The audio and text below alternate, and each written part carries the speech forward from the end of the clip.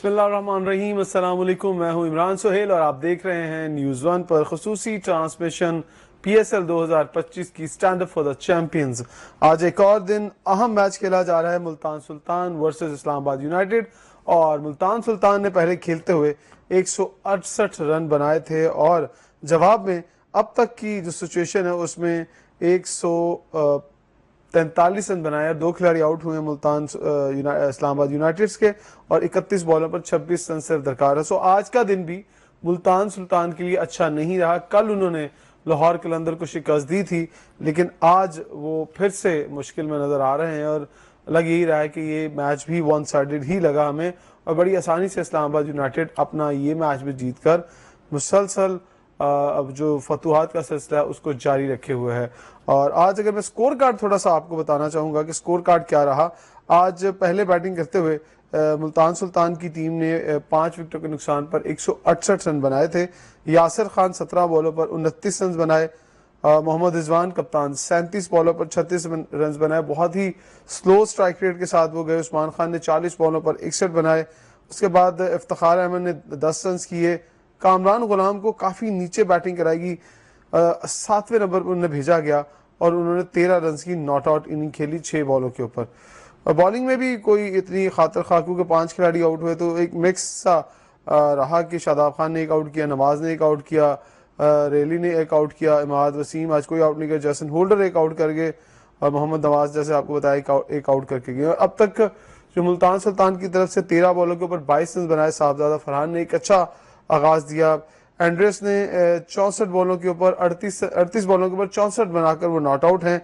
Colin Munro ने 28 बॉलों के ऊपर 45 रन बनाए हैं और मोहम्मद नवाज ने 12 बॉलों पर 11 रन बनाए हैं और वो अभी क्रीज पर मौजूद हैं।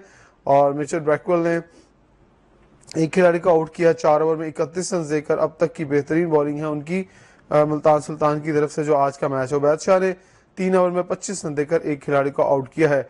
सो 30 बॉलों पर 25 रन दरकार है, 5 ओवर में 25 रन चाहिए हैं मुल्तान इस्लामाबाद यूनाइटेड को ये मैच जीतने के लिए। सो मेरे साथ मौजूद हैं, मेरे साथ रोज़ की तरह आपने देखा कि कुछ दिन गैप रहा इमरान मानी भाई का, लेकिन आज फिर वो आए हैं। कल उन्होंने ज्वाइन किया था। अस्सलाम वालेकुम मानी भाई। जी वालेकुम सलाम इमरान जी। मनी भाई, आज का मैच भी वन साइडेड मुल्तान सुल्तान के लिए कोई कैसी अच्छी खबर नहीं है। फिर से वो जो अपनी परफॉर्मेंस है उसको बरकरार नहीं रख पाए। कल बहुत सारे लोगों ने मुझे पूछा कि मुल्तान सुल्तान जो है वो कल बड़ा अच्छा मैच जीती है। मैंने कहा रोजाना मुल्तान सुल्तान जैसी टीम तो नहीं ऐसा कर सकती। मेरी प्रेडिक्शन यही थी कि इस्लामाबाद यूनाइटेड आसानी से जो है वो अपना मैच जीत जाएगी। आपको क्या लगता है, क्या है ऐसा मुल्तान सुल्तान में? क्राउड भी आज नहीं आया मैच देखने के लिए इतना ज्यादा। देखिए, मैं हमेशा जब हम बात करते हैं कि जो पाकिस्तान टीम के कप्तान रिजवान है, याद रखें, और मुल्तान सुल्तान के कप्तान भी रिजवान है, और जिस तरह की ये परफॉर्मेंस ऊपर करके आए हैं उसका इम्पैक्ट पड़ता है। बॉडी लैंग्वेज अगर देखें रिजवान की, तो वो कभी भी जब वो खुद रन्स करते हैं तो मैंने उनको देखा बड़े खुश नजर आते हैं, आपको उनकी बॉडी लैंग्वेज डिफरेंट होती है। लेकिन मुझे नहीं लगता कि ये टीम मैन है, ये डिजर्व करते हैं as a captain. Multan Sultan को भी ये ले डूबे हैं, समझ लें। और जिस तरह इन्होंने पाकिस्तान के साथ किया, इसी तरह ये वो मुल्तान सुल्तान के साथ कर रहे हैं। कुछ डिसीजन बैड किए इन्होंने, बॉलिंग में कुछ अच्छे डिसीजन नहीं किए, तो उसका इम्पैक्ट पड़ता है, याद रखें। और अगर दूसरी तरफ देखा जाए, जो इस्लामाबाद है, इस्लामाबाद बड़े अच्छे मोमेंटम में, इमरान, बड़े अच्छा मोमेंटम पकड़ लिया उन्होंने शुरू से ही मैच में। और देखें जो भी आ रहा है उनके, और उनकी जो ओवरसीज प्लेयर है वो दोनों बड़े तगड़े हैं। एक तो जैसन होल्डर जो बड़ा अच्छा, उनका एक्सपीरियंस बहुत ज्यादा है, बिल्कुल बहुत अच्छा गेम अवेयरनेस उनकी बहुत अच्छी है। सिचुएशन के हिसाब से बॉल करते हैं, बैटिंग अगर उनको मौका मिलता है तो बहुत अच्छा वो उनका एक्सपीरियंस नजर आता है। तो साथ कॉलिन मैनरो है, वो भी बहुत अच्छे हैं। तो यही डिफरेंस है। ठीक। हमें ज्वाइन किया है अदर खान साहब ने, साबिक टेस्ट क्रिकेटर हैं और कौमी क्रिकेट टीम में सिलेक्शन के ओहदे पर भी मामूर रहे और काफ़ी एक्सपीरियंस है उन्हें सिलेक्शन के हवाले से भी और इंटरनेशनल क्रिकेट का भी। अस्सलाम वालेकुम खान साहब, क्या हाल है? अस्सलाम वालेकुम खान साहब, आवाज़ आ रही है आपको?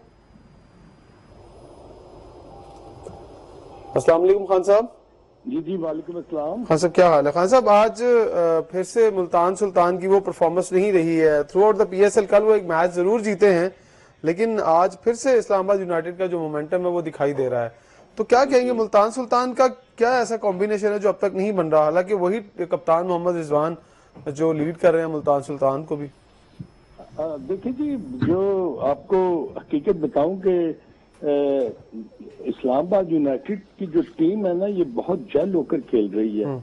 और right from the first match उनका कॉम्बिनेशन बहुत बेहतरीन बना हुआ है। उनके पास टॉप बैटर्स जो हैं वो रन्स करने वाले हैं, बॉलिंग में वेरिएशन बड़ी अच्छी है, उनके पास तेज बॉलर भी हैं, उनके पास स्पिनर्स भी हैं। मोहम्मद नवाज को वो दोबारा टीम में उन्होंने शामिल किया, लेफ्ट आर्म स्पिनर उनके पास मौजूद हैं।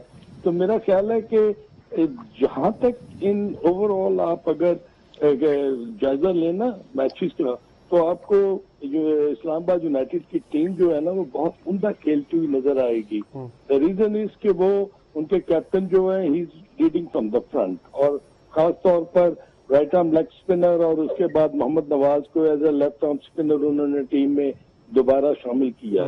तो इससे जाहिर ये होता है कि उनके पास फास्ट बॉलिंग का स्टफ, उनके पास बैटर्स, उनके पास ओपनिंग स्लॉट। और आज देखें कि गौस ने भी कितनी उम्दा बैटिंग की है और वो 65 पर बैटिंग अभी तक खेल रही है। तो इससे जाहिर होता है कि they are playing with lot of grit and determination and with lot of success. Azhar Khan साहब, एक प्लेयर जिन्होंने कल परफॉर्म किया, यासिर खान ने, बहुत सारे लोगों ने बात की कि यार ये लड़का भी, इसमें भी बहुत टैलेंट है, लेकिन हालांकि कल भी उनकी बारी मैंने देखी, लेकिन आपने आज उनकी जो बैटिंग है वो देखी होगी, वो बहुत ज्यादा ऑन साइड पे डिपेंड करते हैं। ऑफ साइड ऑफ स्टंप अगर उनको खिलाता है तो एक्सपोज हो जाते हैं। आज भी उन्हें 2 चांसेस मिले, एक तो बहुत ही क्लोज था लेग बिफोर वाला, और जो इमाद वसीम की बॉल पर हुआ। क्या कहेंगे, हम तो बहुत जल्दी प्रेडिक्ट कर लेते हैं कि ये आने वाला स्टार है, आपने देखा तो आप क्या कहेंगे इस हवाले से? नहीं, बिल्कुल, ये आपने जो पॉइंट किया, देखें ये जो T20 गेम है ना, ये सिर्फ वन साइडेड ये डायमेंशन में नहीं खेली जाती, ये ऑल ओवर द ग्राउंड जो है वो आपको खेलना पड़ता है। और अगर आपके पास सिर्फ ऑन साइड के शॉट्स हैं तो फिर बहुत जल्दी आप प्रिडिक्टेबल हो जाएंगे, और जो एनालिसिस्ट हैं वो बहुत जल्दी आपके उन वीकर पॉइंट्स पर बॉल करना शुरू कर देंगे जहां पर आप इतने अच्छे नहीं। तो अगर आपने फिर जबरदस्ती शॉटें मारने की कोशिश की, जैसा कि आज आप देखें कि अगर आपने ऑफ स्टंप के बॉल को ऊपर खेला हवा में और वो गेंद बाहर नहीं गया और बाउंड्री लाइन पर कैच हो गया, तो इसका मतलब है कि with the passage of time ये अगर एक्सपोज हुए और उन्होंने इतने लंबे रन ना किए, और अगर वो ऑफ साइड पर खेलना नहीं शुरू किया, तो ये उनका एक वीकर लिंक हो जाएगा जिसको ऑपोजिशन जो है वो एक्सप्लॉइट करेगी। रिजवान 37 बॉलों पर 36 रन, मॉडर्न डे क्रिकेट की डिमांड ये नहीं है। 6 ओवर खेल गए और 36 रन बनाया। मॉडर्न डे क्रिकेट में 6 ओवर में लोग 100 रन कर जाते हैं। तो क्या बताना चाह रहे हैं कि बहुत फंस के खेल रहे हैं, अपने लिए खेल रहे हैं, या वो बताते हैं नीचे वाले लोगों को कि यार ऊपर खेलना बड़ा मुश्किल है, तो फिर नंबर चेंज कर लें? नहीं, एक दिन तो वो 170 प्लस के स्ट्राइक रेट से खेल रहे हैं, और आज वो बिल्कुल ऐसा लगा कि ऑफ कलर नजर आए। उनकी ना ड्राइव लग रही थी, ना वो स्लॉट स्वीप करना चाह रहे थे वो लग रही थी। उनकी शॉट्स में वो इंटेंसिटी हमें नजर नहीं आई। ये बिल्कुल आपकी बात से मैं बिल्कुल सहमत करूंगा कि मॉडर्न क्रिकेट में आपको अगर इतने नंबर ऑफ बॉल्स में अगर आप 70-80 नहीं करते, तो इट मीन्स कि you are lacking at the international level. और यही वो प्रॉब्लम है जो कि हमारी जो नेशनल टीम है ना, वो फेस कर रही है। और अगर आप इस तरह की क्रिकेट अगर खेलेंगे और ऑफ आप एक 2-3 तो फिर आपको वो एक्सपोजर नहीं मिलेगा जिसकी आपको इंटरनेशनल लेवल पर जरूरत है। और यही मोहम्मद रिजवान का सबसे बड़ा जो है ना, वो मेरा ख्याल है कि एक प्रॉब्लम हमें नजर आया है। खान साहब, हमारे साथ इमरान मानी भाई भी मौजूद हैं यूके से, ये भी शोहपुरा से फर्स्ट क्लास क्रिकेट खेलते रहे हैं। मैं आपसे खान साहब पहले आपसे सवाल करूंगा, फिर मैं मानी भाई की तरफ जाऊंगा। मुझे ये बताइएगा, पैरेलल परफॉर्म कर रहे हैं। सबसे पहला तो मुझे ये एतराज है कि शाहीन शाह अफरीदी खुद खेलते चले जा रहे हैं और आकिफ जावेद को नहीं खिला रहे, क्योंकि हम लोग आकिफ जावेद को फ्यूचर स्टफ कह रहे हैं जिस तरह से उन्होंने परफॉर्मेंस दी न्यूजीलैंड के अंदर। एक तो ये, दूसरी तरफ हसन अली परफॉर्म कर रहे हैं, अली रजा परफॉर्म कर रहे हैं। क्या चॉइस है कि हम हारिस को रखेंगे, नसीम को रखेंगे, शाहीन को रखेंगे? एक तरफ 3 बॉलर, एक तरफ 3 बॉलर हैं, तो किसी में इतना हौसला है कि वो स्टार्स को अलग करे और यंगस्टर्स को चांस दे? और साथ हसन अली परफॉर्म कर रहे हैं। नहीं, आप देखें कि अगर आपने T20 क्रिकेट को लिया, फिर 50 ओवर्स को गेम को लिया, आपने वर्ल्ड कप में लिया, फिर आपने चैंपियंस ट्रॉफी में देखिया, तो मुझे तो ये लगता है कि हारिस रऊफ और शाहीन शाह अफरीदी जो है ना, ये जिस किस्म की क्रिकेट खेल रहे हैं ना, इसकी वो डिमांड नहीं है। इनकी बॉलिंग में वो काट नजर नहीं आ रही, वो स्विंग नजर नहीं आ रहा, वो वेरिएशन नजर नहीं आ रही। वो यॉर्कर करने के लिए जा रहे हैं, जो उनका खासा होता था डेथ ओवर में भी और नए गेंद से। जब वो यॉर्कर मारने की कोशिश करते तो वो फुल टॉस हो रहा है, और फुल टॉस को बड़े आराम से वो प्लेस करके चौका या छक्का मार रहे हैं बैटर्स। तो इससे क्या जाहिर होता है कि आपकी बॉलिंग में वो इंटेंसिटी हमें नजर नहीं आ रही, and that is the reason that Haris Rauf is become very predictable. और वो पता है कि यहाँ तो वो बहुत आगे बॉल करेगा या बहुत पीछे करेगा, तो बैटर्स के लिए तो ये बड़ा आसान होता है उसको लंबी शॉटें मारना। तो ये अगर आपके टॉप बॉलर्स हैं, और जैसा कि अभी जमान खान ने 1 ओवर किया 22 रन दिए, तो उससे क्या जाहिर होता है कि जो टॉप बॉलिंग है आपकी वो तो एक्सपोज ही हो गई ना। वो तो मुझे एक क्लब क्रिकेट की बॉलिंग के नाते नजर आई है। बाकी आई थिंक सो कि ये अगर इस तरह की ही बॉलिंग इन्होंने अगर करनी है तो आई डोंट थिंक सो कि, क्योंकि अगर आपने इंटरव्यू सुना हो शहनशाह अफरीदी का, तो he was very much relaxed and he was very happy कि जी मैं 6 अभी ओवर हैं, 6 मैचेस हैं, हम अपनी कम बैक करेंगे। अगर आकिफ का भी बता दें कि शाहीन आकिफ को क्यों नहीं खिला रहे, कोई पूछने वाला नहीं है। पाकिस्तान क्रिकेट आईपीएल तो पाकिस्तान क्रिकेट बोर्ड की है ना, क्यों नहीं बता रहे कि भाईजान आकिफ को भी खिला लें? कहाँ चांस देंगे, कहाँ ग्रूम करेंगे? देखिए, आकिफ को अगर आपने खिलाना है तो डोंट प्ले इन जस्ट 1 और 2 matches, he should be given a longer run. अगर एक बॉलर अगर अच्छा बॉल कर रहा है या उसको एक मैच में मार पड़ गई है, तो इट डजंट मीन कि आप उसको बिल्कुल ही निगेट कर दें। तो इससे ये जाहिर होता है कि आपकी जो सिलेक्शन है उसमें बहुत खामी है। आप अपना जेल नहीं होकर खेल रहे, आप अपनी बॉलिंग को उस तरह आप नहीं एक्सप्लॉइट कर रहे जिस तरह की जरूरत है। तो this is my personal opinion कि अगर एक बंदा अगर वो 3-4 मैच खेलेगा, तो अगर वो कंसिस्टेंटली मार उसको पड़ती है ना, तो आप फिर ड्रॉप कर दें। अगर उसको एक मैच के बाद ड्रॉप करेंगे, इट मीन्स के आपकी सिलेक्शन जो है ना, that is not based on merit. ठीक है मानी भाई, खान साहब ये कह रहे हैं कि आपको चांस देना पड़ेगा आकिफ जावेद को, लेकिन यहाँ पर तो टाई पड़ गई है, कप्तान की एक फास्ट बॉलर के साथ टाई पड़ी है। तो किस तरह से, ये तो बहुत पुराना सिलसिला है, फास्ट बॉलर से टाई पड़ जाती है, या तो उसे ओवर नहीं कराया जाता, डेप्थ ओवर में खुद कर लिए जाते, माजी में मैंने ऐसे देखा है। देखिए, वो शाहीन अफरीदी जो है ना, सबसे पहले मैं आपको बताऊं, वो एक्सपोज हो चुके हुए हैं।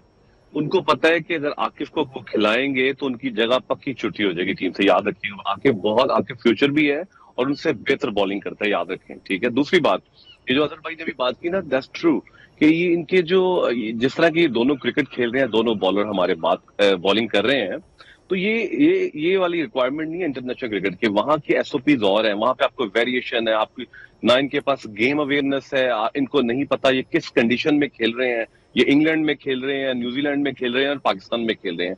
ये बेचारे दोनों एक ही तरह की बॉलिंग करते हैं। जैसे अजहर भाई ने बोला, ये हाफ बॉलिंग करते हैं। बैट्समैन को पहले से पता है 90% पता है आपको कि शाहीन कहाँ बॉल करेगा, स्कूप के लिए रेडी होते हैं।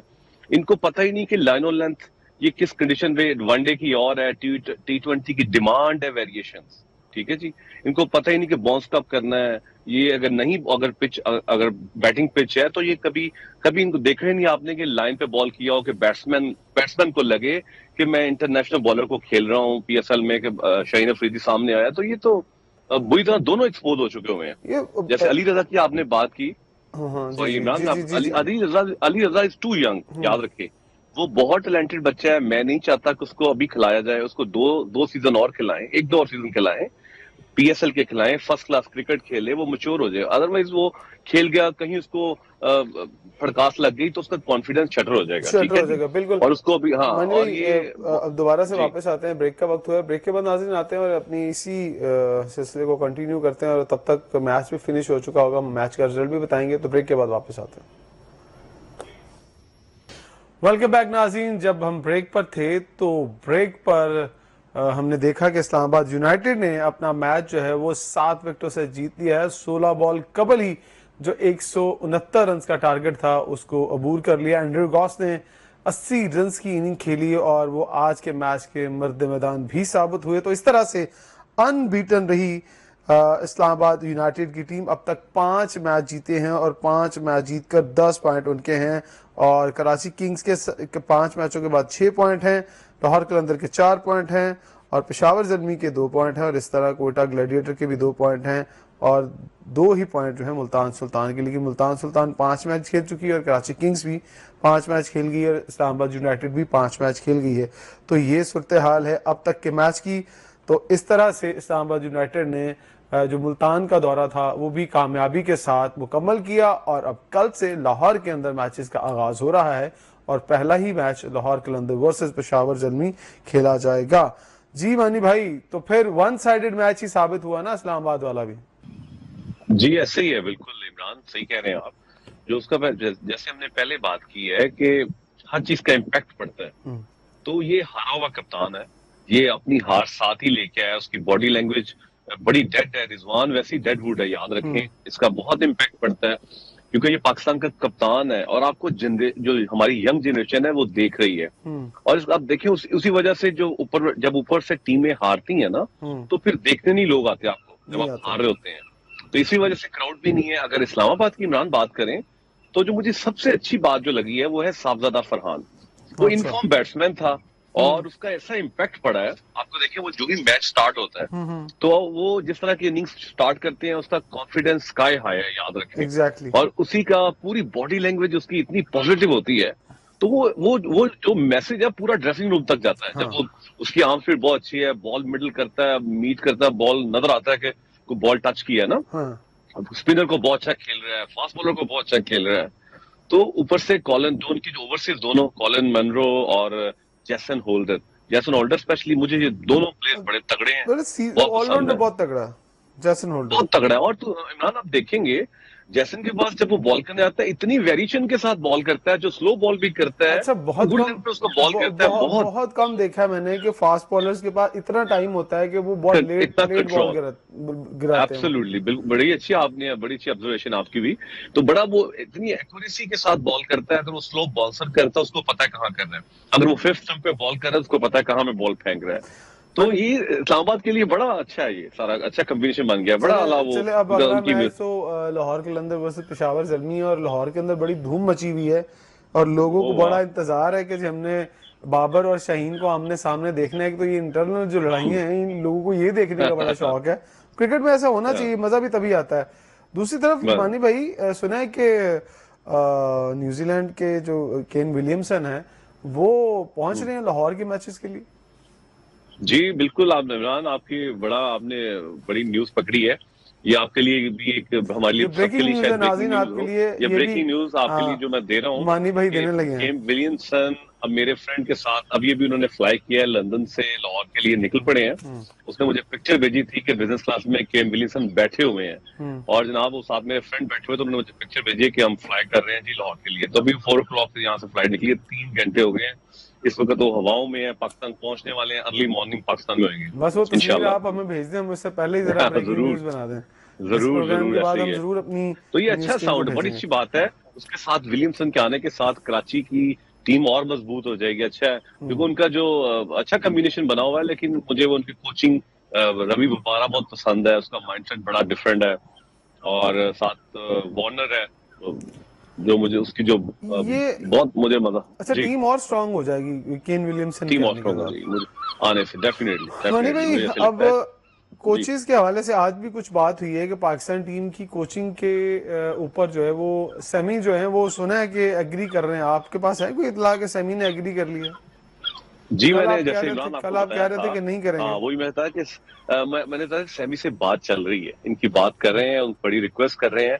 और मैं एक और मजे की बात बताऊं, ठीक है वो बी क्लास कोच है, वो अभी वो प्रीमियम कोच में लिस्ट में नहीं है। आपको पता है कि वो क्या कैटेगरी क्या रखी, लेवल 3 रखी है। हाँ जी मैंने देखा। हाँ लेकिन वो उसके बिहाइंड सीन है कि अगर सेमी नहीं मानते तो आपके पास सकलैन मुश्ताक रेडी है। सकलैन ने लेवल 4 नहीं किया हुआ? सकलैन नहीं, लेवल 3 है, वो भी लेवल 3 है। अच्छा नहीं देखिए हमारे साथ। हाँ मुझे अच्छी तरह याद है मानी भाई, एक दफा मिसबाउल हक साहब को कोच लगा लिया था और उसके बाद उनको कैटेगरी क्या रखी, लेवल 1 रखी। क्या कैटेगरी पाकिस्तान टीम के लिए लेवल 1 किया हुआ था और फिर बाद में भी एक लेवल 1 रखी, क्योंकि वो बाद में भी प्लान था लेवल 1 के कोच का ही, क्योंकि इस तरह का कोई सीन था। मोहम्मद हफीज का भी सीन था, मुझे याद है। और इमरान इसीलिए देखेंगे आप कि जब ये इश्तिहार देते हैं ना अप्लाई जॉब के लिए, तो कोई बहुत सारे लोग नहीं अप्लाई करते। उनको पता होता है कि ये ऑलरेडी डिसाइडेड है, इन्होंने डिसाइड कर चुके होते हैं किसी के साथ बात। और जो जिस तरह का एटमॉस्फेयर इस वक्त पाकिस्तान में चल रहा है, तो ये कभी भी नहीं हो सकता जो A+ कोचेज हैं कि वो अपनी सीवी दें या उनसे बात करें। पहली तो बात है वो सीवी नहीं देते, ठीक है जी। ये सीवी वो उनसे लिए लेंगे जिनके साथ ये बात कर चुके होंगे, ठीक है। और सैमी, मैं आपको बताऊं, is a very good coach, उसमें कोई शक नहीं है। उसका जो माइंडसेट है, जो क्रिकेटिंग सेंस है उसकी बहुत अच्छी है, गेम अवेयरनेस उसको बहुत अच्छी है। As a coach, as a captain, मैंने देखा टीम को लड़ाना वो जानता है। Is a very good coach. लेकिन मुझे लगता नहीं ऐसे कि शायद हो सकता आ भी जाए, लेकिन बिहाइंड द सीन सकलैन के लिए सारा का जो क्राइटेरिया किया गया है वो यही है कि 10 साल का एक्सपीरियंस, लेवल 3, ये वो, समझ रहे हैं आप बात को? हाँ तो बिल्कुल। इस अच्छा, तरह वो से मुझे लगता है ये जो फॉरेन कोचेस वाली जो लोग आए हैं, जो बातचीत निकाली गई है बाहर, ये भी एक नूरा कुश्ती है कि हम ये कहें हाँ यार 3 लोग एब्सोल्युटली। इंटरेस्टेड थे और उन लोगों के जी जी साथ जी। हमारी डील नहीं हुई, वो ये क्राइटेरिया रख रहे थे, तो फिर हमारे पास एक घर में जो अच्छा कोच था और वो उस क्राइटेरिया पर पूरा भी उतरता था, तो हमने कहा इससे अच्छी कौन सी बात है, पाकिस्तानी कोच होना चाहिए। तो इसलिए हमने, हमारे पाक- साथ सकलैन मुश्ताक साहब मौजूद हैं, ये आपको बताएंगे हाँ। कि जी ये प्लान क्या लेके आए हैं। अच्छा, बिल्कुल सही कह रहे हैं इमरान, करेंगे ये ऐसे ही है, क्योंकि बहुत मुश्किल है जिस तरह का एटमॉस्फेयर पाकिस्तान में क्रिकेट का बना हुआ है ना। तो कोई भी जो नया ओवरसीज कोच है ना, जो ऑस्ट्रेलियन या इंग्लिश होगा, वो अपना कैरियर दांव पे नहीं लगाएगा, मैं हाँ, आपको बताऊं, क्योंकि कि ये अनप्रडिक्टेबल टीम है, अनप्रडिक्टेबल परफॉर्मेंस है इनकी। गेम अवेयरनेस और किसी ये लड़के के दो चार पास नहीं, दिनों में ना तो ठीक भी टीम में नहीं कोई होने वाली, सुपरस्टार है। इसको 5 साल जी जी। चाहिए। तो बहुत टाइम चाहिए, और वो बहुत वो मैं ये तो खैर बड़ी लंबी डिबेट है जिसपे आप जाने हैं, लेकिन मैं आपको बताऊं, इसलिए जो अच्छा कोच है वो कभी अप्लाई नहीं करेगा। हाँ और ये सकलैन को दिखा के, और सकलैन मुश्ताक की भी मैं क्रेडिबिलिटी बताऊं यहाँ पे, आपने आप क्या कभी कह रहे हैं, देखा है कि आपका ये, मतलब है कि सकलैन से कोच नहीं है? नहीं बिल्कुल नहीं है, मैं आपको बताऊं। और ये अच्छा। सकलैन हमेशा इंग्लिश टीम ने अगर लगाया है तो उनको बड़ा टेम्परेरी। और जब मोइन अली के लिए, जब वो सिर्फ हाँ, as a off spin spinner coach, coach आए हैं, जहां स्पिनर भी कोच उन्होंने आए। काम किया है, यस। मतलब न्यूजीलैंड में काम किया है, एज ए स्पिनर कोच किया है, मतलब मानिक अगर उन्होंने भाई दुनिया बांग्लादेश के भर में साथ, एज ए जी। स्पिनर कोच किया और पाकिस्तान को एक स्पिनर नहीं दिया। ये क्या, कितना अच्छा आपने सवाल किया, बिल्कुल अच्छी बात है। ये देखें, दुनिया भर वहां पे कोचिंग करते हैं, और ये पाकिस्तान में भी काम कर चुके हैं, एनसीए में काम कर चुके हैं। इनसे पूछा जाए कि भाई पूछा आपने था कौन से स्पिनर प्रोड्यूस किए हैं। गुस्सा कर गए थे, प्रेस कॉन्फ्रेंस में हाँ सवाल और हुआ कि आपने 3 साल कोचिंग की तो कौन सा स्पिनर दिया। हाँ। कहते यार एक अब तो तो आप क्या बात करते हैं, आपके पास स्टैट्स ही नहीं है, आप देखते नहीं है, मेरा जो काम था मैंने वो किया। मतलब उनका स्पिन हाँ बॉलिंग बॉलर नहीं बना के देना उनका काम था। हाँ हाँ हाँ। ये बेचारे, मैं यस मैन है सारे के फिर सारे, इसका मतलब ये क्या है कि Saqlain spin bowler Mushtaq. Coach घर का था, स्पिन बॉलर एक था घर का, इसलिए उन्होंने मैं कोई नया यही नहीं बताने बनाया। लगा था।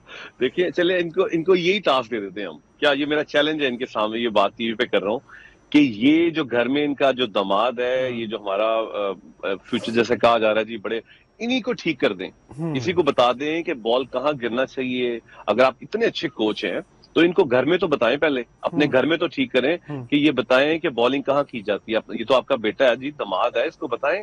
ठीक है जी, हमें पता चले कि ये सकलैन साहब ने बताया कि पाकिस्तान में क्या चेंजिंग आई, क्या करेंगे, ये किस तरह की चेंजिंग ला सकते हैं। तो मैं नहीं मानता, सकलैन सूट नहीं करते। मनी भाई, ठीक है, और जो, एक और खबर जी है, कल हारिस को जी ने एक इंटरव्यू दिया, शायद आज दिया। उनसे पूछा गया कि आपकी परफॉर्मेंस के हवाले से आप क्या कहेंगे, तो उन्होंने एतराज पता क्या किया। उन्होंने कहा कि मुझे खदशात हैं और मेरे तहफ़्फ़ुज़ात हैं कि पिचेस जो हैं वो ड्राई हैं, कंडीशंस बैटिंग के हक में नहीं हैं, खुल के रन्स नहीं कर पा रहे, हमारे लिए कंडीशन है। तो मैं क्या पाइन, फिर ना नॉर्मल तेल होगा ना राधा नाचेगी। सॉरी इमरान, मैंने आपको सुना नहीं था, दोबारा बोलिएगा, हारिस सवाल कीजिएगा। हारिस विकेट कीपर जो है, मोहम्मद हारिस, जी जी जी वो ये कहते जी जी। हैं कि पाकिस्तान के अंदर जो पीएसएल के अंदर पिचेस बनाई गई हैं, ड्राई पिचेस हैं, उनमें मॉइस्चर नहीं है, जूस नहीं है, बॉल ऊपर नहीं आता, जिसके लिए बैटिंग कंडीशन सूटेबल नहीं है, हमारे से रन्स नहीं हो रहे हैं। ये एक्सक्यूज उन्होंने रखा है। बाबर के हवाले तो से अभी उन्होंने ये बात की, और मैं वही कह रहा था, ना नौमन तेल होगा हाँ, ना राधा नाचेगी। अच्छा चले, यही इनकी बात का जवाब मैं देता हूँ कि अभी आप तो जहाँ पे अभी न्यूजीलैंड से खेल के आए हैं, वहां तो बड़ी बाउंसी पिच थी, हाँ, बॉल भी ऊपर आता था। वहां आपने कैसा खेला है, आप कैसा खेल के आए हैं? वहां तो ज्यादा बाउंसी ये थी। सारी बाउंसी थी और बॉल भी ऊपर आता था, खेलें आप। लेकिन ये सारी फजूल बातें हैं इमरान, ये अनफॉर्चुनेट है। इतनी तकलीफ होती है मुझे पाकिस्तान क्रिकेट देख के, इतने दुख में हूं मैं कि इस तरह के बच्चे जो खेल रहे हैं ना। तो ये कभी जब हम खेला करते थे क्लब में, ऐसे 100 बच्चे हुए कर लड़के होते थे, इनको बारी नहीं मिलती थी क्लब के मैच में, ना बॉलिंग मिलती थी शाहीन अफरीदी जैसे बॉलर्स को। ठीक है, ये पेनफुल फॉर मी कि जब मैं ये बात कर रहा हूँ, लोग हमसे पूछते हैं बाहर में, ओवरसीज जब मैं कोचिंग में, हम बाहर काउंटी क्रिकेट में होते हैं, तो लोग इंडियंस, इंग्लिश सब पूछते हैं कि पाकिस्तानी क्रिकेट को क्या हुआ है, पाकिस्तानी क्रिकेट को। चले वानी भाई इसके ऊपर बात कर लेते हैं कि पाकिस्तान क्रिकेट को क्या हो गया। एक ब्रेक है, ब्रेक के बाद वापस आते हैं और हमारी transmission stand up for the champions को यहीं से शुरू करते हैं। वेलकम बैक जी, और ब्रेक के बाद वापस आ चुके हैं। और जैसे ही ब्रेक पर थे तो हमें ब्रेक के दौरान ही ज्वाइन किया है सीनियर स्पोर्ट्स जर्नलिस्ट और 30 साल तजर्बा सहाफत की दुनिया में रखने वाले अशरफ चौधरी साहब। अस्सलाम वालेकुम चौधरी साहब। वालेकुम अस्सलाम। और साथ क्या हाल चाल? अल्लाह का शुक्र। और साथ ही आपका शुक्रिया जी, और साथ ही हमारे साथ मौजूद हैं, आपको पता है कि प्रोग्राम में स्टार्ट से ही यूके से लेवल 4 कोच हैं इमरान मानी भाई। मानी भाई आपको अभी शुक्रिया कि आप अभी तक हमारे साथ जुड़े हुए हैं। तो सबसे पहला सवाल मेरा जो साहब आपसे ही है कि इस्लामाबाद यूनाइटेड तो फिर अनबिटन ही है और वो अब तक मुल्तान सुल्तान के हिस्से में एक ही जीत आई है और अब वो अपने घर में भी हार गए हैं। तो ये साबित हुआ कि मोमेंटम बनाना इतना आसान नहीं है जिस तरह से इस्लामाबाद यूनाइटेड ने अपना मोमेंटम बनाया हुआ। जी, बिल्कुल आपने दुरुस्त कहा। इस्लामाबाद यूनाइटेड ने पूरी टीम कॉम्बिनेशन के साथ एक अच्छा दिखाया है, जल्द किया है, अपनी टीम को परफॉर्म करके दिखाया और अभी तक नाकाबिले शिकस्त है। और ये तमाम टीमों के लिए अब खतरे की घंटी बज गई है कि इस्लामाबाद यूनाइटेड कहीं चौथी मर्तबा भी पाकिस्तान सुपर लीग की चैंपियन ना बन जाए। और क्योंकि अब जब टूर्नामेंट लाहौर शिफ्ट होगा तो फिर देखना है कि लाहौर में ये टूर्नामेंट क्या रंग इख्तियार करता है, क्योंकि अभी तक टूर्नामेंट पता नहीं मेजर नहीं नजर आ रहा कि टूर्नामेंट की वो हाइप क्यों नहीं मुल्तान में बन आज भी सकी। लोग नहीं थे। टूर्नामेंट की हाइप क्यों नहीं बन सकी, ये बड़ा अलार्मिंग सूरत हाल है। और इमरान, मैं आप लोग के प्रोग्राम में हमेशा ऐसी खबर देखे जाता हूँ कि ये सोचे समझे मंसूबे के तहत हो रहा है ये सब कुछ। ठीक है, मैं आपको हमेशा एक बड़ी खबर देता हूँ, तो आज भी आपको खबर दे रहा हूँ, ये बड़े सोचे समझे मंसूबे के तहत हो रहा है। और वो मंसूबा क्या है कि ये जो पाकिस्तान सुपर लीग का ये 10वां एडिशन जब खत्म होना है ना, इन टीम की जो वैल्यूज लगनी है ना, इस पाकिस्तान सुपर लीग के 10वें एडिशन की जो हाइप क्रिएट होनी है उस पे लगनी है। अगर ये टूर्नामेंट में हाइप नहीं बनती तो फिर ये फ्रेंचाइज ओनर जो हैं, ये पाकिस्तान क्रिकेट बोर्ड को, पीएसएल की जो मैनेजमेंट है उसको दबा सकेंगे कि ये टूर्नामेंट फ्लॉप हो रहा है। अगर आप इसी तरह हमारी वैल्यूज को बढ़ा देंगे, हमारी जो प्राइस मनी प्राइस जो है टीमों की वो बढ़ा देंगे, या तो दो फिर टीम हमारे लिए तो और नुकसान हो जाएगा। या दो नई टीमें और ले आएंगे तो पहले ही मार्केट के अंदर उतना पैसा नहीं है। आप 2 टीमें लाएंगे तो यही जो मुनाफा है और जो स्पॉन्सरशिप है वो डिवाइड हो जाएगी और वो कभी बर्दाश्त नहीं करेंगे। मानी भाई की तरफ जाता हूँ। मानी भाई, आप जो चॉइस साहब कह रहे हैं, आप इस बात से कितने मुत्तफिक हैं कि दीगर 6 टीमें जो पहले ही खेल रही हैं, 2 आने वाली टीमों से कितना डर है? और वो जो प्राइस जो बढ़नी है, जो प्राइस उनकी जिस तरह से मुझे अच्छी तरह याद है कि लाहौर के अंदर की आई थिंक सो कि 27 लाख की 27 करोड़ की थी और सबसे सस्ती कोयटा की थी जो 11 करोड़ की थी। तो इस तरह से ये भी खौफ है कि उन्हें ज्यादा पैसे देने पड़ जाएंगे। इमरान, ये मैं अशरफ साहब की बात से 100% इत्तफाक करता हूँ। मैं ये बात सोच रहा था 2 दिन पहले, ये बड़ी अच्छी बात इन्होंने की है। ये सारा प्लान कर रहे हैं, ये प्लान है पूरा, क्योंकि ये आपको पता है इन्होंने लिख के दिया क्रिकेट बोर्ड को कि हम इंटरेस्टेड हैं। ये सब ने ऑनर्स मिले हुए हैं, इनको पता है कि अगर ये बड़ी अच्छी लीग जाएगी, सब लोग देखने आएंगे, इसकी बड़ी हाइप होएगी, तो ये हमें बिड हाई करनी पड़ेगी। ठीक है, ये इससे भी थोड़ा पैसा खर्च करना चाहते हैं और खुद पैसा बनाना चाहते हैं। इसलिए मैं चाहता हूँ, ट्रस्ट माई वर्ड, कि हमेशा ये इस तरह के जो लोग हैं जो क्रिकेट जो खिला रहे हैं, जो टीमें खरीदते हैं, ये बड़े ही तगड़े चाहिए। ये लोग छोटे लोग हैं, मैं आपको बता दूं, जिनके पास अभी टीमें हैं, उनके स्टमक बहुत छोटे हैं, ये खुद पैसा बनाना चाहते हैं। ये बड़े तगड़े बंदे चाहिए और जो क्रिकेट से बहुत प्यार करते हो। या बता दो, ये क्रिकेट से प्यार करने वाले लोग नहीं हैं, ये बिजनेसमैन है। ये बिजनेसमैन है। ये इसलिए जी, ये इसलिए ये सब मिलके जो बयानबाजी कर रहे हैं ना, ये जो पिछले कई हफ्तों से, तो ये सब मिले हुए हैं कि दूसरा बंदा ही ना है बिड करने के लिए, और कोई टीम और 2 टीमें भी ऐड ना हो, कोई और लेना का सोचे भी ना कि ये बड़ा लॉस्ट वाला बिजनेस है। इसलिए सब कुछ जानबूझ के किया जा रहा है। बिल्कुल ठीक पहुंचा अशरफ साहब। आज जो पेशावर ज़ल्मी और कोयटा ग्लैडिएटर की जब एलसीसी ग्राउंड में प्रैक्टिस हो रही थी, उस वक्त शुएब मलिक मीडिया टॉक के लिए आए थे और मैंने ही उनसे सवाल किया तो उन्होंने फिर मुझे यहाँ पर मीडिया में ऑन रिकॉर्ड मौजूद है, तो उन्होंने शोएब मलिक ने भी इस बात का मुतालबा किया कि ये जो फ्रेंचाइज ओनर्स को भारी प्राइस पे उन्होंने टीमें खरीदी हैं वो नुकसान में जा रहे हैं, इसकी जो प्राइस है इसमें कम की जाए ना कि बढ़ाई जाए। तो ये देखें इंडिकेशन तो सारे ये ऑन रिकॉर्ड मौजूद है आज। तो चौधरी साहब ये तो फिर बड़ी एक अलार्मिंग सिचुएशन है। आप तो फिर इसका मतलब ये है कि जो इंटरनेशनल इन्वेस्टर आना चाह रहा है उसको भी डरा रहे हैं कि पाई नजर ना आना। बिल्कुल इमरान, इसी तरह हो रहा है।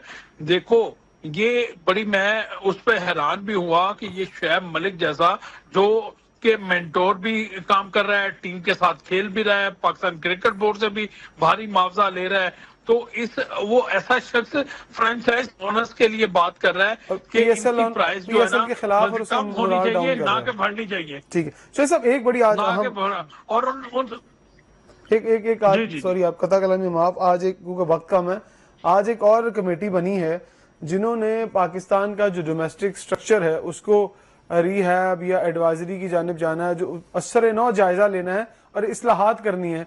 उसमें सुमैर सैयद साहब हैं, वहाब रियाज साहब हैं, आकिब जवेद साहब हैं और ख्वाजा नदीम साहब हैं। ये लोग उस कमेटी के अंदर शामिल हैं। लेकिन जो स्टेक होल्डर्स हैं, जो कि डायरेक्टर हैं डोमेस्टिक क्रिकेट के, नियाजी साहब और साथ जुनेद ज़िया साहब, उनको नहीं रखा गया। ये आपको ये मजाक नहीं लग रहा है कि ये किस तरह से इस्लाहत करेंगे जो दो लोग ही बीच में नहीं है?